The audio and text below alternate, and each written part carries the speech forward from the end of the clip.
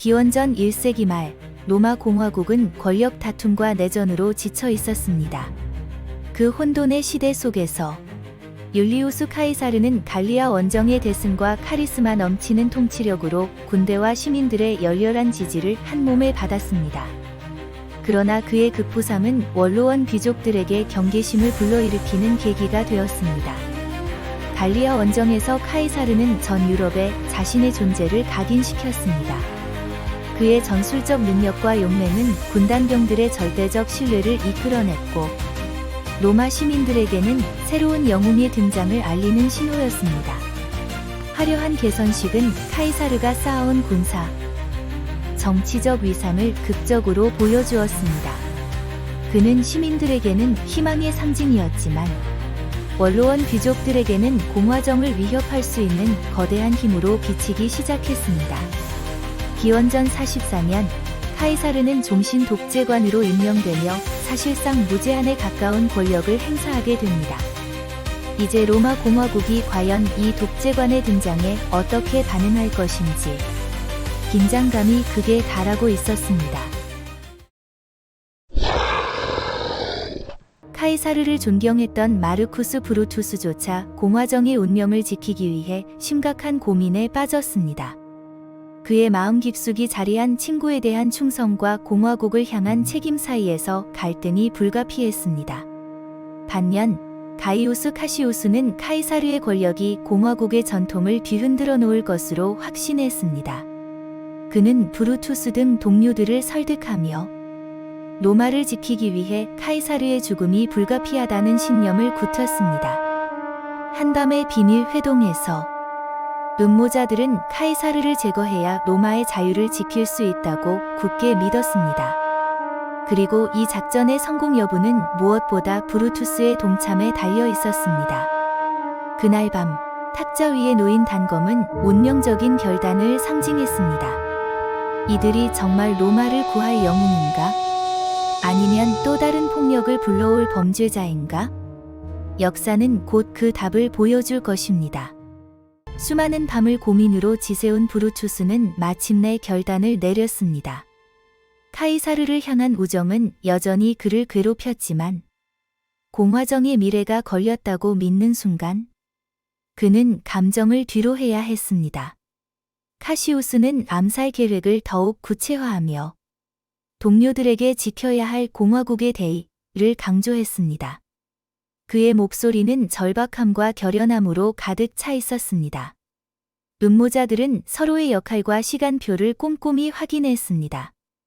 단 한 번의 실패도 용납되지 않는 작전이었고 로마의 운명을 뒤흔들 순간이 다가오고 있었습니다.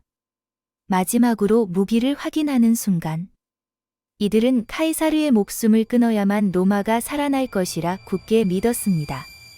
과연 이 믿음이 로마에 어떤 결과를 가져올까요? 이른 아침, 카이사르는 원로원으로 향했습니다. 전날 밤 그의 아내 칼푸르니아는 불길한 꿈을 꾸었다고 경고했지만 카이사르는 그저 미신으로 치부했을 뿐이었습니다. 원로원 회의 중 주변에 있던 동료 의원들이 갑자기 단검을 꺼내들었습니다. 카이사르는 믿을 수 없다는 표정으로 몸을 돌렸지만 이미 수십 개의 칼날이 그를 향해 있었습니다. 카이사르는 에투 브루테, 너마저 브루투스여 라는 마지막 속삭임을 남기며 포페이우스 동상 밑으로 쓰러졌습니다. 암살자들의 얼굴에는 승리감과 공포가 교차했습니다. 그 한 번의 칼날로 로마 공화국의 운명과 제국의 문이 동시에 열리는 아이러니를 낳게 된 순간이었습니다. 카이사르의 죽음이 전해지자 로마의 거리마다 울분의 함성이 터졌습니다. 일부 시민들은 암살자들을 응징하려고 나섰고 또 다른 일부는 공화국의 부활을 외쳤습니다. 로마는 극심한 혼돈 속으로 빠져들었습니다. 마르쿠스 안토니우스는 카이사르의 유언과 유산을 공개하며 민심을 제 편으로 끌어들이는 데 성공했습니다. 그의 강렬한 연설은 암살자들에 대한 분노를 증폭시키고 새로운 권력 구도에 불을 붙였습니다. 브루투스와 카시우스는 시민들의 거센 반발에 직면한 채 로마에서의 입지를 지키려 했지만 상황은 이미 그들의 뜻대로 흘러가고 있지 않았습니다. 이들의 선택이 로마를 다시 내전의 소용돌이로 몰아넣으려 하고 있었습니다. 한편 카이사르의 후계자를 자처하는 옥타비아누스와 강력한 군사적 지지를 가진 안토니우스는 손을 잡고 새로운 권력 연합을 결성했습니다. 이른바 제2차 삼두정치의 시작이었습니다. 필리피 전투에서 암살자들을 무너뜨린 이들은 로마에 남아있던 마지막 공화주의자들의 희망까지 꺾어버렸습니다. 공화정 복원은 점차 멀어져가는 과거가 되어가고 있었습니다. 브루투스의 마지막은 한때 공화국의 수호자로 불렸던 그의 명성을 무색하게 만들었습니다. 이 패배로 로마 공화국의 꿈은 더욱 희미해져 갔습니다. 결국 옥타비아누스, 즉 아우구스투스는 로마의 첫 황제로 자리 잡았습니다. 공화정은 사실상 종말을 고하고 이제 제국이라는 새로운 시대가 열렸습니다. 아우구스투스 체제하에서 로마는 빠른 속도로 영토를 넓히며 역사상 유례없는 패권을 확립했습니다.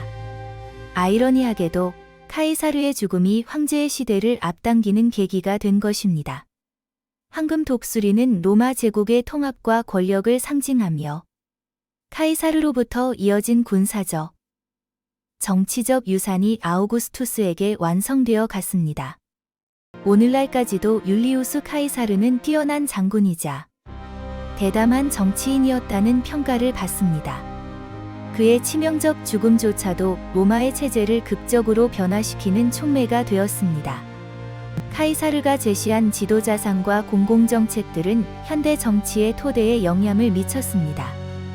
그의 승리와 비극이 우리에게 던지는 교훈은 무엇일까요? 그의 사례는 오늘날 리더십과 권력의 사용법에 대한 심층적인 토론을 촉발하고 있습니다. 과연 그가 공화국을 위협한 독재자였는지, 아니면 로마를 새로운 시대로 이끈 혁신가였는지에 대한 평가는 여전히 분분합니다.